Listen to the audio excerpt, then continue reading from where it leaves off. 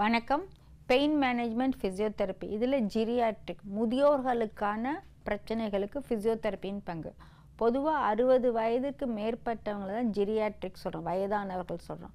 அவங்களுக்கு காமனாக இருக்கிற BP, sugar, cholesterol, heart problem, முட்டி வலி இது இல்லாமல் வேறு பிரச்சனைகள் இருக்கும். ஸ்ட்ரோக் இருக்கலாம், காதில் சவுண்டு வர்ற மாதிரி இருக்கலாம், பெட்ரிடனாக இருந்தாங்கன்னா அவங்களுக்கு அல்சர்ஸ் மாதிரி இருக்கலாம், நீ ரீப்ளேஸ்மெண்ட், ஹிப் ரீப்ளேஸ்மெண்ட் ஆகிருக்கலாம், ஃப்ராக்சர் ஆகி பக்கவாதம் வந்திருக்கலாம், பார்க்கின்சன் டிசீஸ் இருக்கலாம், மறதி வியாதி இருக்கலாம்.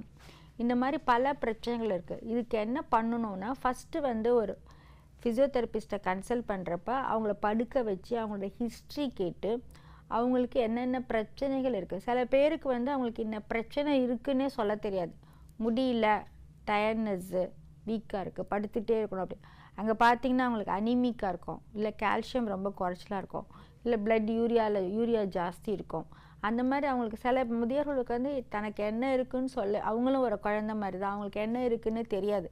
ஸோ ஒரு ஃபிசியோதெரப்பி அசஸ்மெண்ட் பண்ணுறப்ப ஒரு முதியோர்கள் வீட்டில் சோர்வாக படுத்துகிட்டே இருக்காங்க, இல்லை அவங்க முன்னாடி ஒரு 15-20 நாள் முன்னாடி நல்லா ஆக்டிவாக இருந்தாங்க, சடனாக ஒரு மாதிரி டல் ஆகிட்டாங்க அப்படின்னா ஏஜ் ஆகிடுச்சு அப்படின்னு விட்டுறக்கூடாது.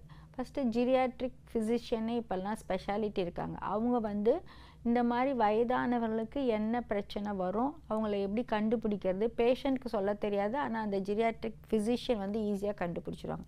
அந்த மாதிரி ஸ்பெஷலிஸ்ட் இருக்கிறப்ப அங்கே போகலாம். அப்படி இல்லைன்னா அவங்க நியர்பை ஃபிசியோதெரபிஸ்ட் இருக்காங்கன்னா அவங்கள்ட்ட போயிட்டு இந்த மாதிரி இருக்காங்கன்னா அவங்கள படுக்க வச்சு எக்ஸாமினேஷன் பண்ணுவாங்க. அவங்கள்ட்ட வெர்பலாக கேட்பாங்க, உங்களுக்கு பேலன்ஸ் இருக்கா, கோஆர்டினேஷன் இருக்கான்னு சிம்பிள் எக்ஸசைஸ் இருக்குது. சிம்பிளாக படுக்க வச்சே டெஸ்ட் பண்ணுறது இருக்குது. காலை மடக்குங்க, நீட்டுங்க, நேராக நில்லுங்க, மூக்கை தொடுங்க, கண்ணை மூடிட்டு நேராக நில்லுங்க, ஒரு கோட்டில் நேராக நடக்க வைக்கிறது, ஜன்னல் கம்பி பிடிச்சி ஸ்குவாட் பண்ணுறது, குனிஞ்சு தரையை தொடக்க சொல்கிறது. இது மாதிரி குட்டி குட்டி பயிற்சி மாதிரி தான் இருக்கும். ஆனால் அதையே வச்சு ஒரு அசஸ்மெண்ட் பண்ண முடியும் ஒரு ஃபிசியோதெரபிஸ்டால். அப்படி இருக்கிறப்ப அவங்களுக்கு என்ன மாதிரி பிரச்சனைகள் இருக்குது, எவ்வளோ அவங்களோட முக்கியமாக நான் சொல்கிறது மொபிலிட்டி அண்ட் ஃபங்க்ஷனல் ப்ராப்ளம், அதாவது ஜாயின்ட்ஸ், மசில்ஸ் இது சம்மந்தப்பட்ட பிரச்சனைகளுக்கு ஃபிசியோதெரப்பி. ஸோ படுக்க வச்சு எக்ஸாமினேஷன் பண்ணிவிட்டு ஏதாவது வலி இருக்கா, அவங்களோட மூமெண்ட்ஸ் எவ்வளோ இருக்குது இதெல்லாம் அசஸ் பண்ணிட்டு மெயினாக பேலன்ஸ் எப்படி இருக்குது, அவங்க விழக்கூடிய தன்மையில் இருக்கா, அவங்களோட விஷன் எவ்வளோ இருக்குது, காது எப்படி கேட்குது, அவங்க எவ்வளோ புரிஞ்சிக்கிறாங்க, கேட்குறத புரிஞ்சுக்கிட்டு அந்த திருப்பி பதில் சொல்கிற அளவுக்கு அவங்களுக்கு நரம்பு மண்டலம் நல்லா இருக்கா, இல்லை நம்ம ஒன்று சொல்லி அவங்க யோசித்து பதில் சொல்கிறாங்களா, அவங்க என்ன மாதிரி ட்ரக்ஸ் எடுத்துகிட்ருக்காங்க. நிறைய பேர் டிப்ரெஷன், ஆங்ஸைட்டி, தூக்கமின்மை, அதுக்காக சைக்காட்ரிக் மெடிசன்லாம் எடுத்துகிட்டு இருப்பாங்க. ஸோ அதனால கூட அவங்களுக்கு கோஆர்டினேஷன் இருக்காது, நம்ம கேட்குறதுக்கு அவங்க கரெக்டாக பதில் சொல்ல மாட்டாங்க.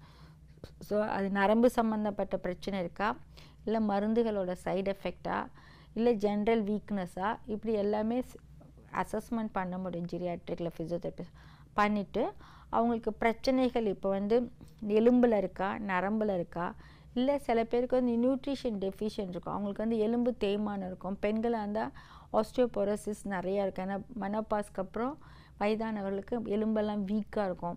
விட்டமின் D3 இப்போ ரொம்ப குறைச்சலாக இருக்குது. B12 வெஜிடேரியன் B12 விட்டமின் குறைச்சலாக இருக்கும். ஸோ இதெல்லாம் அசஸ் பண்ணிவிட்டு அதுக்கு தகுந்த மாதிரி தேவைப்பட்டால் ட்ரீட்மெண்ட்டு, ஒன்றும் வலியெல்லாம் இல்லை அப்படின்னா அவங்களுக்கு பயிற்சிகள் இருக்குது. அந்த பயிற்சிகள் பல விதங்களில் இருக்குது.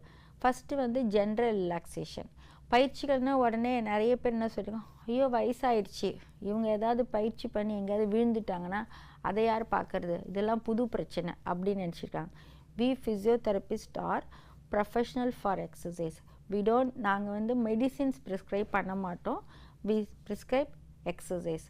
பயிற்சி தான் சிகிச்சை, சிகிச்சை தான் பயிற்சி, வலி தீர வழி உள்ளது. நன்றி. அடுத்த செக்மெண்ட்டில் அதை பற்றி பார்ப்போம்.